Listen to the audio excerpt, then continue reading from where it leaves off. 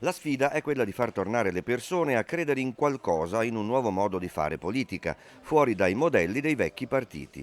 Si sono presentati così tre dei candidati al Parlamento per il partito Italexit, che fa riferimento a Gianluigi Paragone.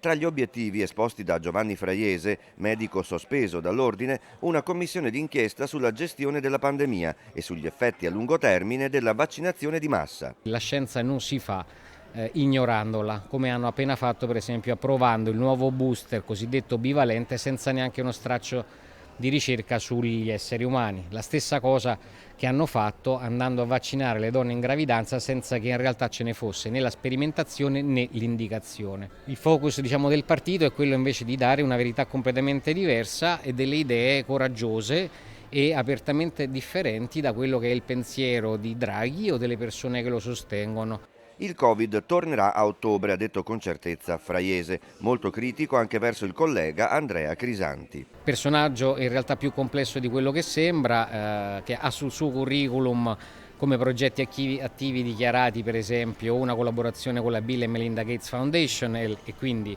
una connessione in diretta con la Gavi Alliance e allo stesso tempo ha fatto progetti di ricerca ancora attivi per la DARPA, che se non so se sapete cos'è, ma è l'ente di sicurezza più importante che c'è negli Stati Uniti dove vengono sviluppate le armi tecnologiche del futuro. Quindi un quadro, oltre alla tessera del PD per esempio presa da quanto ha dichiarato lui stesso anni fa, che in realtà rendono l'operato molto di tipo ideologico e molto poco di tipo scientifico. Presenti anche le candidate al Senato per il Collegio di Padova, Francesca Conz, medico odontoiatra, e Lina Manuali, giudice a Pisa. Alla presentazione alla stampa, tra il pubblico alcuni esponenti dell'estrema destra padovana.